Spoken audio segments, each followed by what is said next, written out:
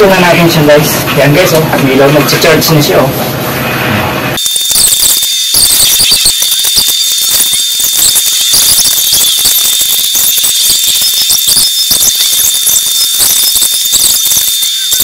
Hello guys, welcome ulit sa aking channel.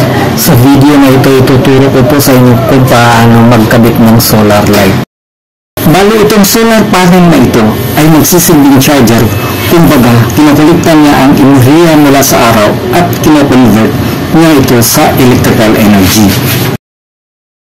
Pagkatapos ay i-store niya ito sa battery na nakakabit sa indoor unit ng solar light.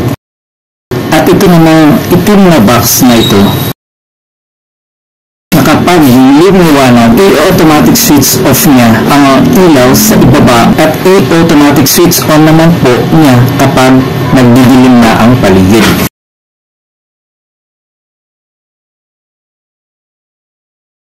Kabit na natin itong unang solar panel sa bubong ng aking munting bahay.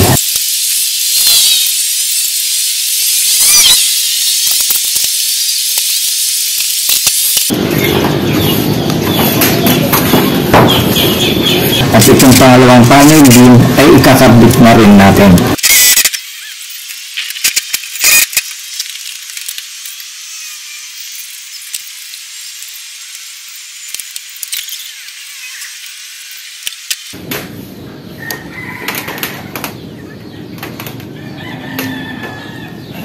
Pagdudugtungin na natin ang unang indoor light at outdoor panel.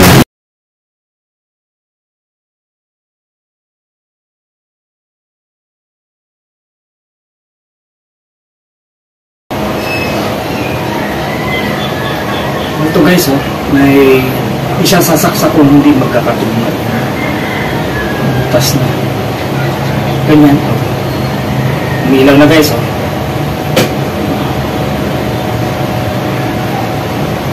Pag na dugtong na yung outdoor niya, mag-iilaw na to. So kung tinanggal mo naman yan, magkakailaw.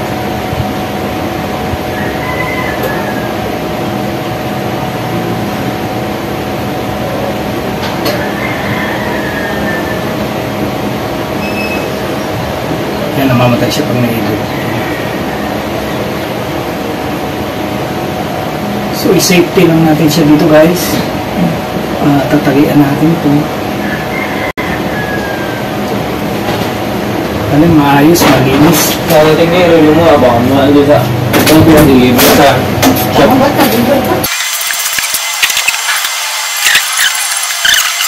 Tapos yung tornilyo dito sa bawat magkabilang gilid guys ay higpitan natin para hindi siya gagalaw.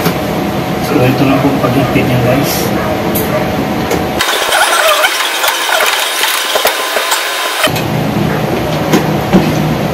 Ito yung unang ilang natin na kinabit mo sa taas guys. Dito siya nakakulik pa. So testingin muna natin guys, no?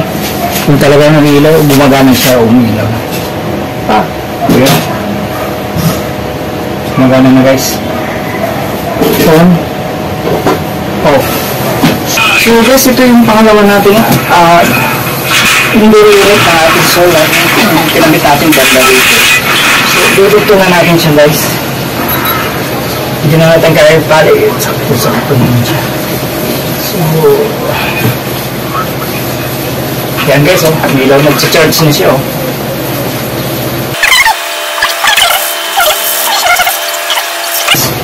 Testingin natin guys kung gumagana. Ayan, gumagana na guys.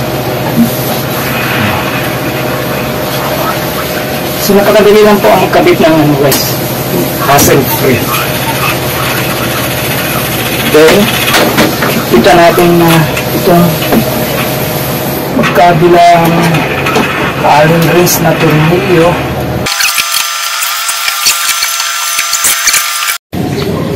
So guys, ito lahat yung mga solar panel ko guys. So ito yung bago, parang street light.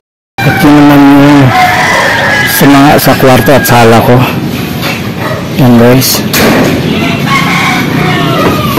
Yun naman yung pang street light ko.